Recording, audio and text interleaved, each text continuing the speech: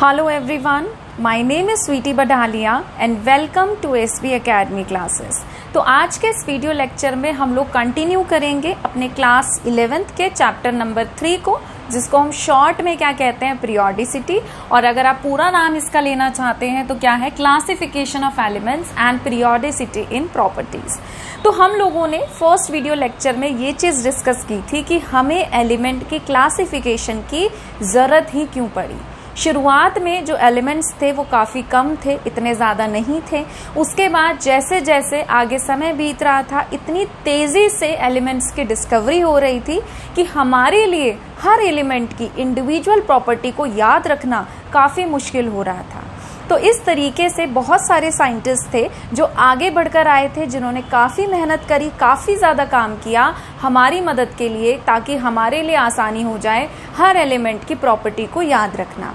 फिर हम लोगों ने प्रोसीड किया था हिस्टोरिकल डेवलपमेंट की तरफ, जहाँ पे हम लोगों ने ये डिस्कस किया था कि सबसे पहले जो साइंटिस्ट थे डॉब्राइनर, उन्होंने ट्रेड्स के माध्यम से, ठीक है, उसके थ्रू हमें काफ़ी चीज़ें समझाने की कोशिश की थी कि देखिए हम सिमिलर प्रॉपर्टी वाले एलिमेंट्स को ग्रुप में रख सकते हैं, और जब हम फर्स्ट और थर्ड एलिमेंट के मास का एवरेज लेते हैं, एटॉमिक वेट जो था उनका, मास नहीं एटॉमिक वेट जो था उसका, जब हम एवरेज लेते हैं तो मिडल वाले का अप्रॉक्सीमेटली उसके आसपास आता है। बट वहाँ पे प्रॉब्लम क्या आ गई थी कि वो हर जगह वैलिड नहीं था। उसके बाद थे डी चैन कर्टियस, जिन्होंने भी मतलब हमारी मदद करी थी इस चीज़ को समझने में कि कैसे एलिमेंट्स को क्लासीफाई किया जा सकता है। बट उनके लिए इतनी ज़्यादा जो लाइमलाइट थी वो नहीं आई थी, बहुत ज़्यादा उनके काम को सराहना एक तरीके से कह सकते हैं कि नहीं मिली थी।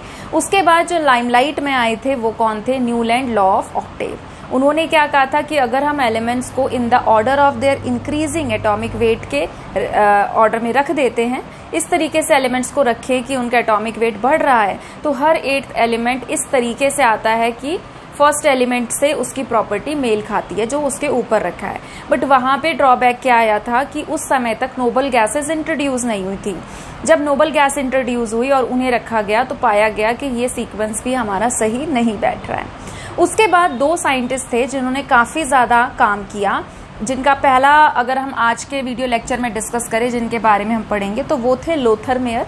और जिस समय पे ये काम कर रहे थे उसी समय पे एक और दूसरी जगह पर दूसरे साइंटिस्ट थे जिनका नाम था डिमित्री मेंडलीव, वो भी काम कर रहे थे। ये लोथर मेयर जो साइंटिस्ट थे ये थे जर्मन केमिस्ट, जबकि वो थे रशियन, ठीक है, रशियन केमिस्ट थे। तो दोनों ने ही सेम टाइम पे काम किया था, बट मेंडलीव ने अपने काम को जल्दी पब्लिश करा दिया था, और उनके काम को इसलिए भी ज़्यादा इम्पोर्टेंस दी जाती है क्योंकि उन्होंने ब्रॉड रेंज में हमें फिजिकल और केमिकल प्रॉपर्टीज ऑफ एलिमेंट के बारे में बताया था। लोथर मेयर ने भी वही सेम काम किया था, बट इन्होंने इतनी रेंज हमें एलिमेंट की प्रॉपर्टी के बारे में नहीं बताई थी, ठीक है। तो लोथर मेयर काफ़ी छोटा सा है, पहले हम इनके बारे में डिस्कस कर लेते हैं, क्योंकि ये यहाँ से ज़्यादा बातें इंपॉर्टेंट नहीं निकल के आई थी, तो ये ज़्यादा इंपॉर्टेंट टॉपिक है नहीं, तो हम इसको फटाफट करते हैं और फिर मेंडलीव पीरियोडिक टेबल की तरफ बढ़ते हैं, ठीक है। लोथर मेयर ने क्या किया था, इन्होंने शो किया कि अगर हम एलिमेंट की प्रॉपर्टी की बात करें, कौन कौन सी प्रॉपर्टीज़ की, जैसे एटॉमिक वॉल्यूम हो गया, मेल्टिंग पॉइंट हो गया, बॉइलिंग पॉइंट हो गया, और इनको अगर हम प्लॉट करते हैं इनके ग्राफ को with respect to their atomic weight, तो जो एलिमेंट्स हैं सिमिलियर प्रॉपर्टी वाले वो ऑलमोस्ट सिमिलियर पोजीशन ऑक्यूपाई करते हैं। जब हम ग्राफ बनाते हैं, कैसा, atomic volume versus atomic weight के, तो यहां से जो हमें ग्राफ मिलता है वो ग्राफ कुछ इस तरीके से देखने को मिलता है, ठीक। तो ये जो ग्राफ आता है, इस ग्राफ में क्या था कि अगर मान लीजिए यहां पर आ रहा है सोडियम, यहाँ पे आ रहा है पोटेशियम, ठीक है, और यहाँ पे आगे कुछ आ रहा है रुबीडियम, सपोज इस तरीके से कुछ आ रहा है। तो इनका कहने का मतलब क्या था कि अब जैसे सोडियम है, पोटेशियम है, रुबीडियम है, तो ये कहाँ पर आ रहे हैं, ये आ रहे हैं सेम पोजीशन पे। अगर ये इसकी प्रॉपर्टी इससे मेल खाती है, इसकी प्रॉपर्टी अगर इससे मेल खाती है, ठीक है, तो ये क्या कर रहे हैं, ग्राफ में सेम पोजीशन को ऑक्यूपाई कर रहे हैं। इन द सेम वे, जैसे कि अगर मैं बात करूं, सोडियम के बाद आता है मैग्नीशियम, ठीक है, पोटेशियम के बाद आता है कैल्शियम, तो यहाँ पे इस ग्राफ में अगर मैग्नीशियम ने ये पोजीशन को ऑक्यूपाई किया है तो कैल्शियम भी इसी तरीके की, इसी के आसपास की पोजीशन को ऑक्यूपाई करेगा। तो कहने का मतलब उनका क्या था कि जब हम ग्राफिकली अलग अलग एलिमेंट्स को अरेंज करते हैं in the order of their atomic wait, ठीक है, तो वो ग्राफ में इस तरीके से अपनी पोजीशन में बैठता है सटीक कि उनकी प्रॉपर्टीज क्या होती है, एलिमेंट्स की मेल खाती है। फिर से पढ़िए, इन्होंने क्या कहा था, इन्होंने शो किया था ग्राफिकली कि अगर हम एलिमेंट की प्रॉपर्टीज को स्टडी करना चाहें, जैसे मैंने ग्राफ किसका बनाया है, एटॉमिक वॉल्यूम का, इसी तरीके से उन्होंने किस किस को स्टडी किया, मेल्टिंग पॉइंट को स्टडी किया, बॉइलिंग पॉइंट को स्टडी किया with respect to atomic weight. और उन्होंने क्या देखा कि जिन जिन एलिमेंट्स की सिमिलियर प्रॉपर्टी थी वो ग्राफ में ऑलमोस्ट सिमिलियर पोजीशन को ऑक्यूपाई करते थे, ठीक है। फिर उन्होंने क्या किया, अपनी स्टडीज से एक स्टेटमेंट जारी की, और वो क्या स्टेटमेंट थी, इस बेसिस पे उन्होंने कहा, Lothar Meyer propose that when the elements are arranged in increasing order of their atomic weight. उन्होंने क्या कहा कि जब हम एलिमेंट्स को अरेंज करते हैं बढ़ते हुए क्रम में, इंक्रीजिंग ऑर्डर में, उनके एटॉमिक वेट को, तो जो सिमिलैरिटीज होती है फिजिकल और केमिकल प्रॉपर्टी की, वो रेगुलर इंटरवल पे हमें देखने को मिलती है, ठीक है। अब था क्या कि ये सेम काम कर रहे थे, ये भी सेम चीज स्टडी कर रहे थे, उसी समय पे सेम टाइम पर ही दूसरी जगह जो रशियन साइंटिस्ट थे डिमिट्री मेंडलीव, उन्होंने अपना जो भी डाटा था एक टैबुलर फॉर्म में सामने रख दिया था, ठीक है। और उन्होंने क्या किया था, प्रॉपर्टीज को ज्यादा ब्रॉड रेंज में स्टडी किया था, तो इस वजह से उनको ज्यादा इंपॉर्टेंस दी जाती है, क्योंकि उन्होंने एक तो प्रॉपर्टीज को काफी ज्यादा ब्रॉडली स्टडी किया, और दूसरा उन्होंने ग्राफ की बजाय इजी टैबुलर फॉर्म में हमें एलिमेंट्स को सेट करके दिया, ठीक है। तो अब देखिए, अगर आपको पता भी हो पीरियोडिक टेबल के बारे में, अगर हम बात करें पीरियोडिक टेबल की, तो हमारे पास टोटल कितने ग्रुप्स होते हैं, हमारे पास टोटल 18 ग्रुप्स होते हैं आज के समय की अगर मैं बात करूं, ठीक है, मॉडर्न पीरियोडिक टेबल की अगर मैं बात करूं तो आज के समय में हमारे पास कितने ग्रुप्स होते हैं, 18 ग्रुप्स होते हैं। और पीरियड कितने होते हैं हमारे पास आज के समय में, पीरियड होते हैं 7। बट उस समय में जब डिमिट्री मेंडलीव आए थे, उस समय इतने ज्यादा एलिमेंट्स डिस्कवर नहीं हुए थे।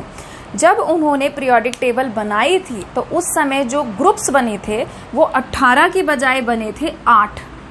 10 का डिफरेंस है, सोचिए कितने का, 10 का। आज के समय में 18 ग्रुप हैं, बट उस समय में जब उन्होंने टेबल बनाई थी तो ग्रुप्स थे 8। और पीरियड अगर हम आज के समय में पढ़ते हैं 7, उस समय में पीरियड थे 6। तो कम एलिमेंट्स होने के बावजूद भी उन्होंने जिस तरीके से एक टेबल में एलिमेंट्स को अरेंज किया था, कुछ एलिमेंट्स उन्होंने प्रिडिक्ट कर लिए थे कि ये बाद के समय में मतलब जो है फाइंड आउट हो सकते हैं, ठीक है, तो उन्होंने उनकी जगह छोड़ दी थी। तो उनका जो काम था वो बहुत ही ज़्यादा अप्रिशिएटेड था। ऐसा बिल्कुल नहीं कह रही मैं कि लोथर मेयर का काम अप्रिशिएटेड नहीं था, बट उन्होंने काफ़ी ब्रॉडली चीज़ों को स्टडी किया था, ठीक है। तो आप इसे नोट कर लीजिए, फिर हम लोग मेंडलीव टेबल की तरफ बढ़ते हैं।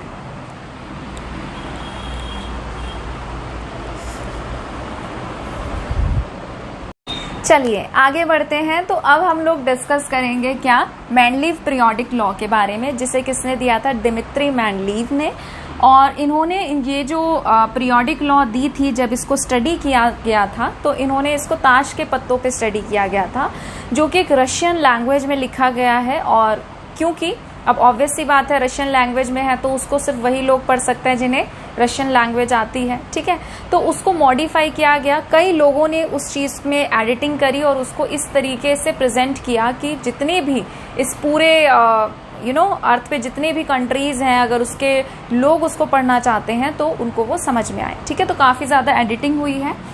और अब देखिए, अगर हम मेंडलीव की बात करें तो ये काफ़ी ज़्यादा इंस्पायर थे न्यूलैंड लॉ ऑफ ऑक्टेव से। जैसे न्यूलैंड ने क्या कहा था कि एलिमेंट्स को आप अरेंज कर दो in the order of their increasing atomic weight. इन्होंने भी यही कहा। इन्होंने क्या कहा कि मैं ग्रुप्स बना रहा हूं और मैं 8 ग्रुप बना दूंगा,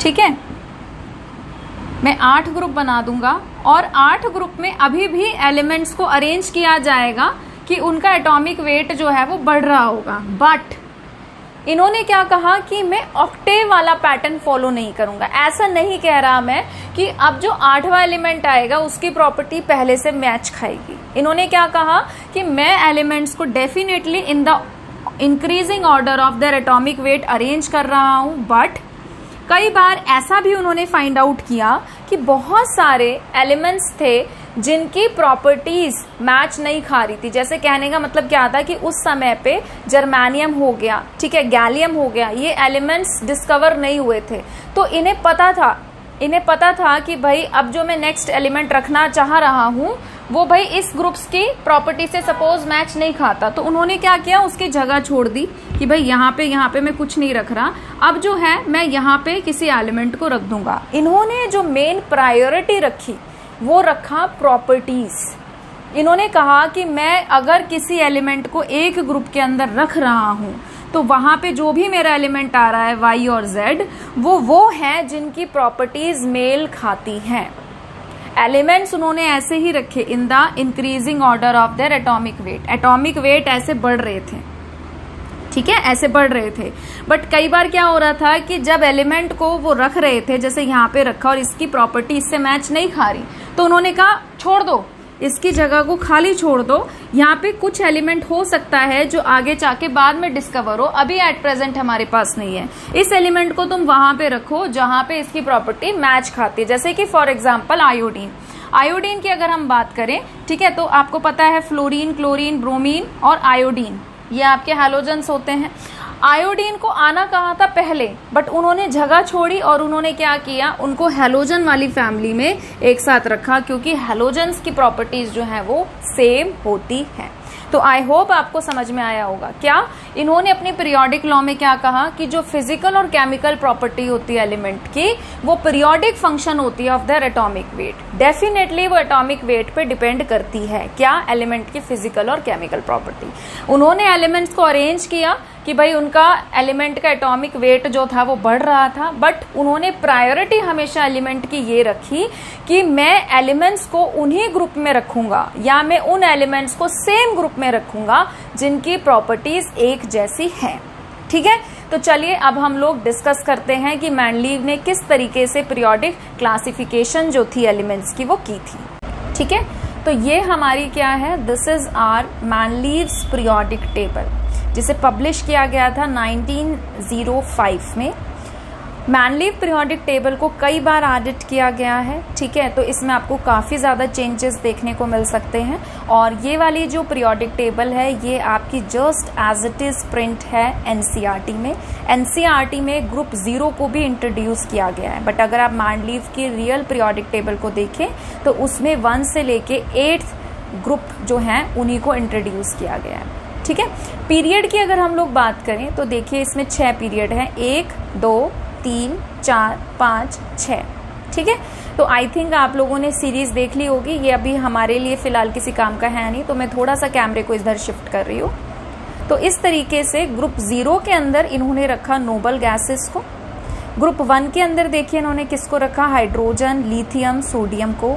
ठीक है, फिर किसमें रखा सेकेंड पीरियड में, ग्रुप 1 के अंदर ही पोटाशियम को, कॉपर को। अब देखिए पोटाशियम के साथ कॉपर रख दिया, पोटाशियम और कॉपर की कोई प्रॉपर्टी मैच खाती है क्या, नहीं खाती, जिसे आप आगे जाके डिफेक्ट्स में पढ़ेंगे। ठीक है, defects of Mendeleev periodic table में कि कुछ ऐसे भी एलिमेंट्स थे जो सेम नहीं थे बट उन्हें एक ग्रुप में रख दिया।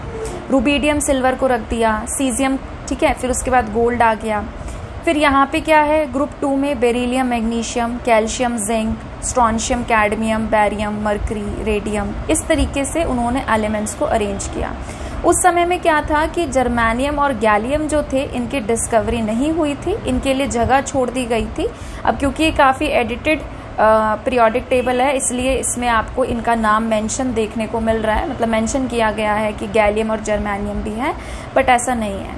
उस समय में एक्चुअल में तब इनकी डिस्कवरी नहीं हुई थी और इन्हें एका सिलिकन और एका एल्यूमिनियम नाम जो है वो दिया गया था। ठीक है, एका एल्यूमिनियम और गैलियम के लिए एका एल्यूमिनियम और इसके लिए एका सिलिकन। ठीक है, इस तरीके से एलिमेंट्स को रखा गया था। फिर कुछ एलिमेंट्स हैं आप देख सकते हैं यहाँ पे ग्रुप 8 के अंदर, जो क्या है, आयरन, कोबाल्ट, निकल, ठीक है, ruthenium, rhodium, palladium, osmium, iridium, platinum. और इनकी जो ग्रुप्स थे, ठीक है, वो ग्रुप्स A और B में बटे हुए थे।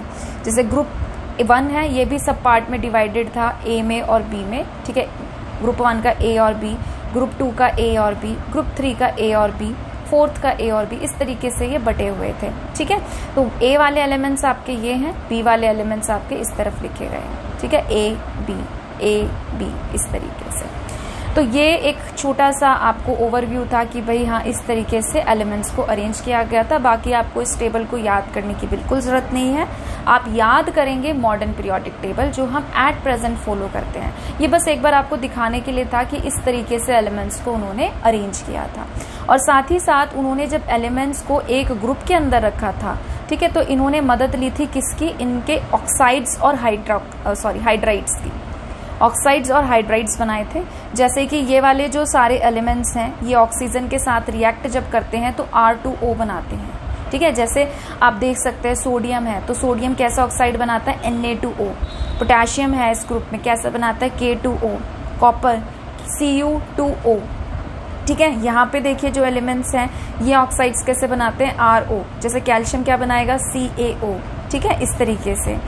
बेरिलियम क्या बनाएगा, BeO। तो ये क्या बता रहा है, ये बता रहा है उनकी कंबाइनिंग कैपेसिटी, वैलेंसी बता रहा है। ठीक है, फिर यहाँ पे ये वाले जो एलिमेंट्स हैं जो ग्रुप 3 वाले हैं ये किस तरीके के ऑक्साइड्स बनाते हैं, R2O3। ठीक है, यानी कि B2O3। एल्यूमिनियम आपने देखा Al2O3 ऐसे बनाता है। ठीक है, फिर यहाँ पे ग्रुप 4 वाले कैसे ऑक्साइड्स बना रहे हैं, RO2। फिर 5 वाले कैसे बना रहे हैं, R2O5। आपने छोटी क्लासेस में देखा भी है कि हम वैलेंसी लिखते हैं, क्रॉस मल्टीप्लाई करते हैं, कुछ काट रहा होता है तो काट देते हैं। हाइड्राइड्स भी इन्होंने देखे, उनके हाइड्राइड्स भी स्टडी करे कि ये वाले जो एलिमेंट्स है किस किस तरीके के हाइड्राइड्स बनाते हैं। अच्छा, ये वाले एलिमेंट्स है जो RH वाले हाइड्राइड्स बनाते हैं, इनको एक ग्रुप में रख दो।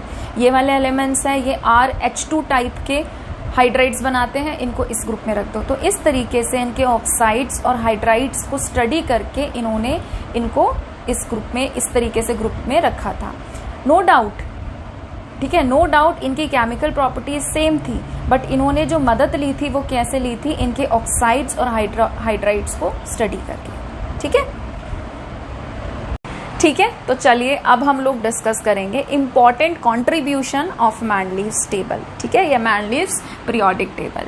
तो देखिए सबसे पहला क्या है, सिस्टमैटिक स्टडी ऑफ एलिमेंट्स। अब मैं आपको सबसे पहले बता दूं, अगर आप कुछ बुक्स में पढ़ेंगे ना तो आपको ये दिखाई देगा कि भाई मैंडलीव के समय पे 56 एलिमेंट डिस्कवर्स थे। कुछ अगर आप बुक उठाएंगे तो वहां पे आपको मिलेगा कि 63 एलिमेंट्स डिस्कवर थे। और ऐसा इसलिए है क्योंकि जो टाइम पीरियड चल रहा था, जो ईयर चल रहा था 1869 का और जो टाइम पीरियड चल रहा था 19th सेंचुरी का, वो एक इतना ज़्यादा ट्रांजिशन पीरियड था जब बहुत ही तेजी से एलिमेंट्स डिस्कवर हो रहे थे।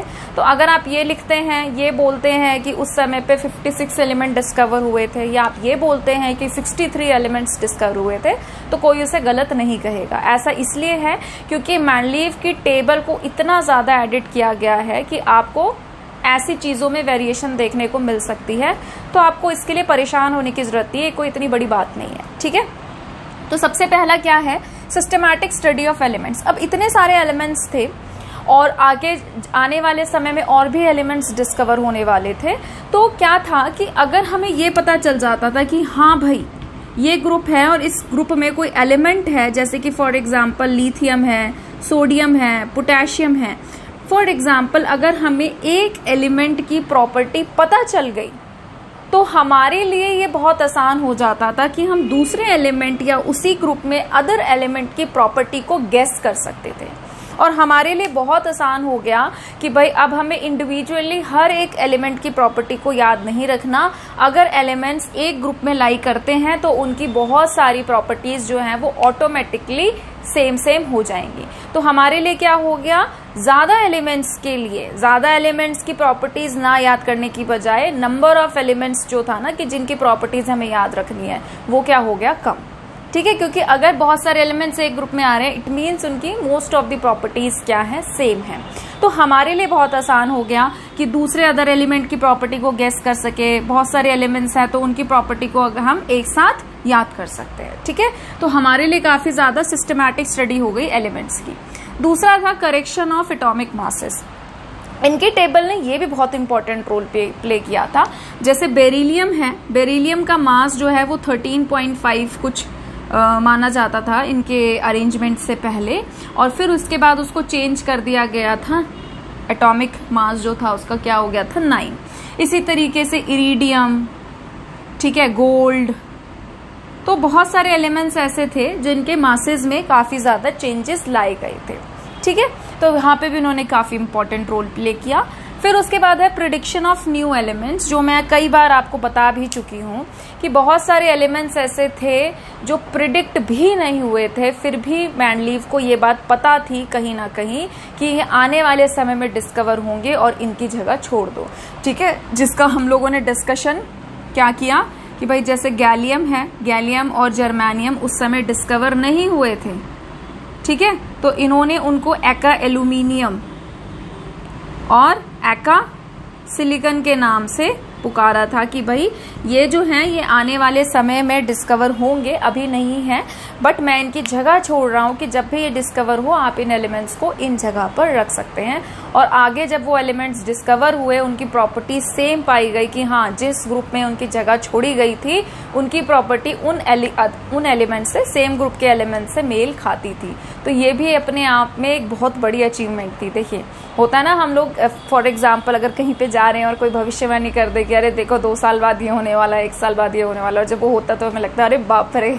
ठीक है, मतलब समझ रहे हो आप। तो इसी तरीके से मेंडलीव ने काफी ज्यादा कंट्रीब्यूशन दिखाया। मतलब सोच के देखिए कि कितनी बड़ी बात है कि उन्होंने पहले से इस चीज को प्रेडिक्ट कर लिया कि आने वाले समय में जो एलिमेंट्स डिस्कवर होंगे उनकी प्रॉपर्टीज ऐसी होगी और वो डेफिनेटली डिस्कवर होंगे, इसलिए मैं उनकी जगह को छोड़ रहा हूँ। ठीक है, तो ये 3 बातें थी जो उनकी मेरिट्स कह लीजिए या कंट्रीब्यूशन कह लीजिए, जो कि उनके मेरिट्स में गिने जाते हैं। ठीक है, नोट कर लीजिए इन्हें।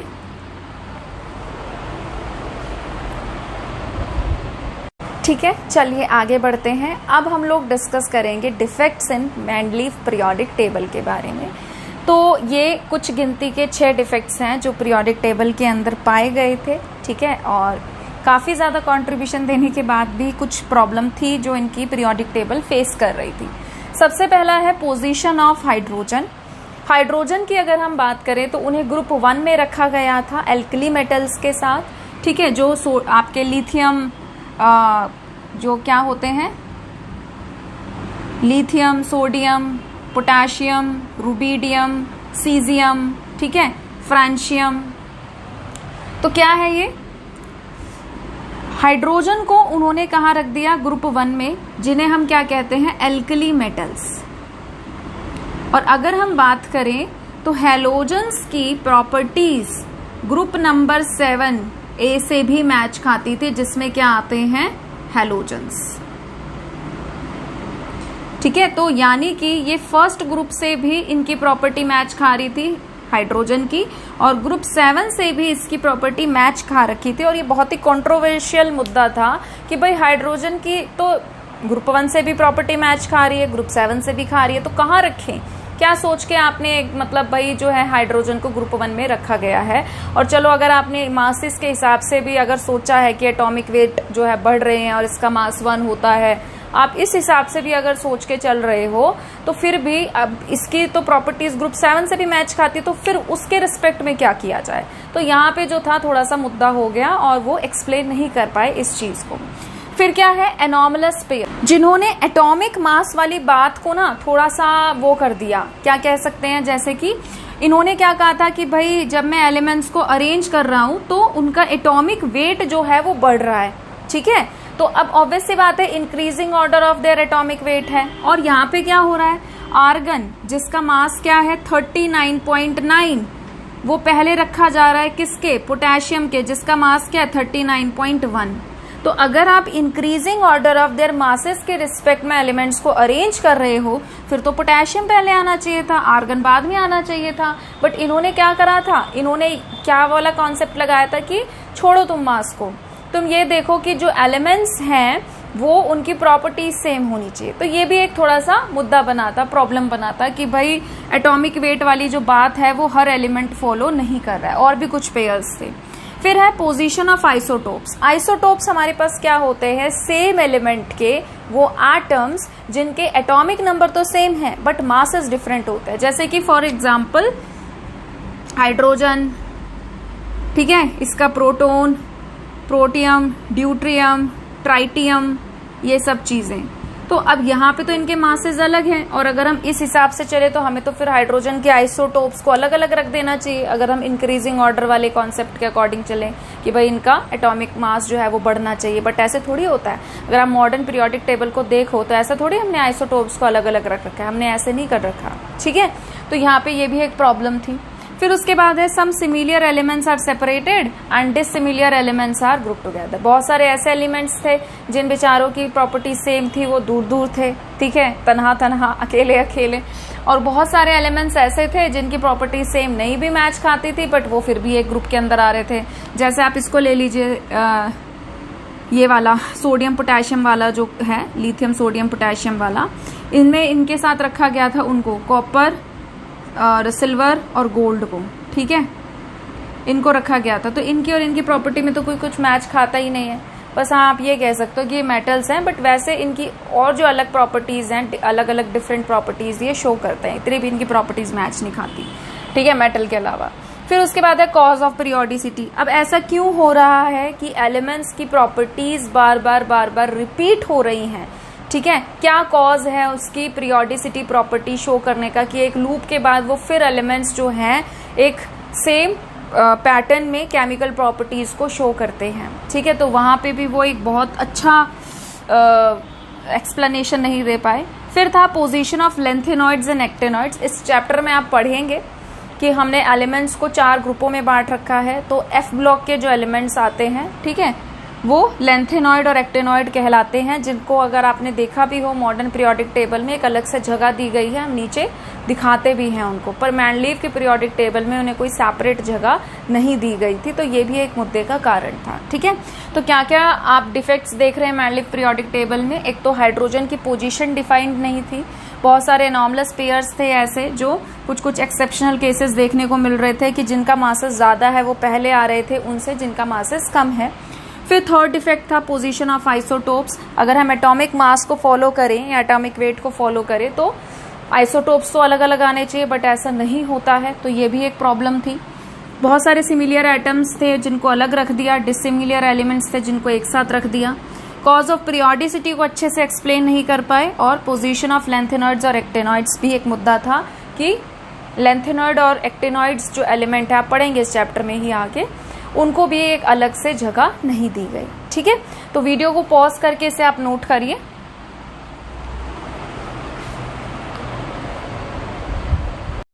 तो आज के लिए इतना ही। आई होप आपको आज का वीडियो लेक्चर समझ में आया होगा, और अगर आपको आज का वीडियो पसंद आया है तो प्लीज इसे लाइक करिए, शेयर करिए, चैनल को सब्सक्राइब करिए। जल्दी मिलेंगे एक नए वीडियो के साथ। अपना ध्यान रखिए। Thank you.